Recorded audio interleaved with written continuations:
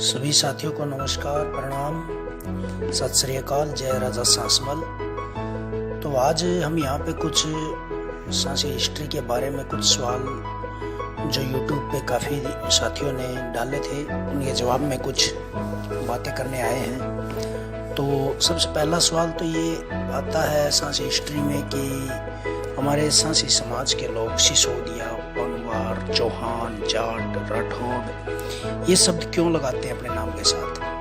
तो ऐसा है, किसी भी हिस्टोरियन की किताब में पहली बात तो सिसोदिया, चौहान ये जो अपने आप को सांसी कबीले को महाराणा प्रताप या उनके वंश से, सिसोदिया वंश से जोड़ते हैं, वो प्रमाण किसी भी इतिहास में नहीं है। क्योंकि सिसोदिया वंश के राजा सांसमल जो हुए हैं एक महाराणा प्रताप के चौथे लड़के, तो उससे मालाबिडू रासलान का कहीं भी किसी भी इतिहास में कोई कनेक्शन नहीं बताया गया है। तो इस कारण उसका कहीं भी जिक्र नहीं है। दूसरा, आप अगर शेर सिंह शेर की बुक पढ़ेंगे तो 1488 में कालू भाठी नाम का सांसी वो चला गया था बटनेर से माइग्रेट होकर के अमृतसर की तरफ 1488 में। तब तक तो राजा सांसमल का जन्म भी नहीं हुआ था सांसी हिस्ट्री के हिसाब से। तो अगर राजा महाराणा प्रताप का जन्म भी नहीं हुआ था महाराणा प्रताप का जन्म अगर 1540 में हुआ है, तो 1488 में सांसी अमृतसर पंजाब तक कैसे पहुंच गए राजस्थान से निकल के। तो इस हिसाब से सांसियों का जन्म महाराणा प्रताप से भी हजारों साल पहले का है। और जो भाटी वंश में राजा सांसमल हुए हैं भटनेर में, बयाना क्षेत्र में, तो उनके साथ सांसियों का कनेक्शन हमेशा सेट बैठता है। दूसरा, राजा सांसमल के जन्म की कहानी के बारे में मैं आपको बताता हूँ कि उनका जन्म जो भरतपुर में लाखी के जंगलों का क्षेत्र था बयाना का, वहाँ पे हिस्ट्री के हिसाब से उनका जन्म बताया गया है। और वहाँ पर जो राजा पद्मरथ था, राजा पद्मरथ का युद्ध एक गुप्त साम्राज्य था उस समय में 320 ईस्वी के आसपास। तो समुद्रगुप्त का जो सेनापति था, उनकी लड़की का नाम शाहपरी था। उस शाहपरी के साथ राजा पद्मरथ का आपसी प्रेम संबंध हो गया था।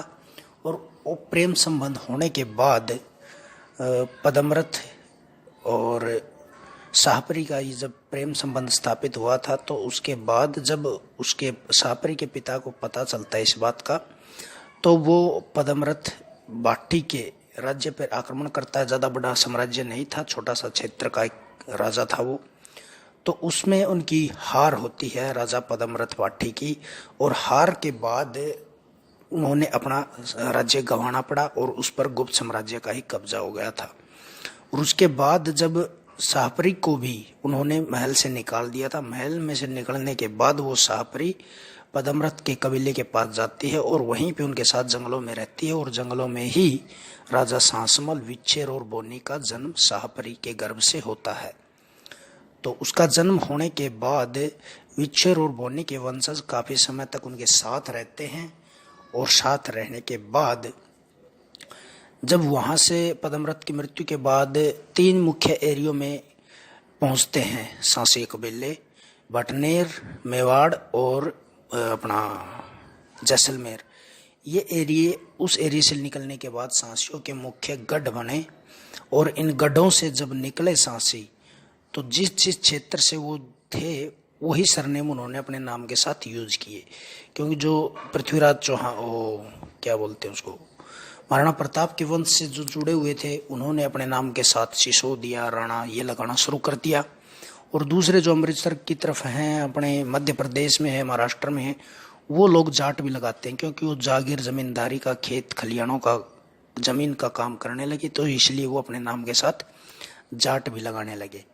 लेकिन वास्तव में इनका संबंध भाटी राजपूतों के एक क्षत्रिय कबीले से है।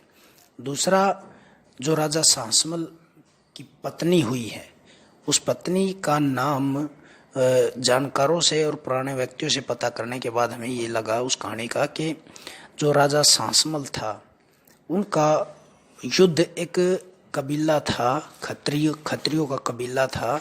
उस खत्रियों के कबीले के साथ युद्ध हुआ था और उसमें 150 के आसपास लगभग दोनों तरफ से लोग मारे गए थे। और उस कबीले में उस युद्ध में राजा सांसमल का कबीला जीता था और उस युद्ध के जीतने के एवज में राजा सांसमल ने उनकी लड़की का हाथ मांगा था जिसका नाम सुमति था।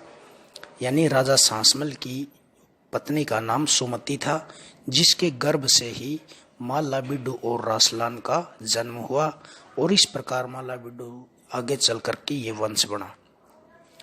तो ये 2-3 बातें थी जो हिस्ट्री से जुड़ी हुई राजा सांसमल की और सांसी हिस्ट्री से जुड़ी हुई थी।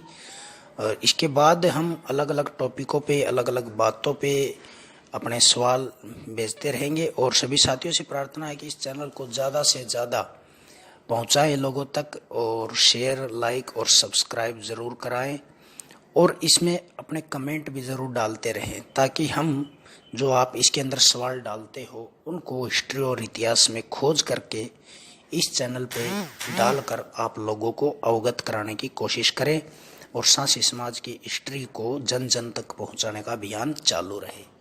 तो सभी साथियों से मेरी हाथ जोड़ के प्रार्थना है कि अपनी हिस्ट्री, इतिहास और संस्कृति को जानने के लिए हमेशा कहीं न कहीं से हिस्ट्री और इतिहास की जानकारी प्राप्त करते रहें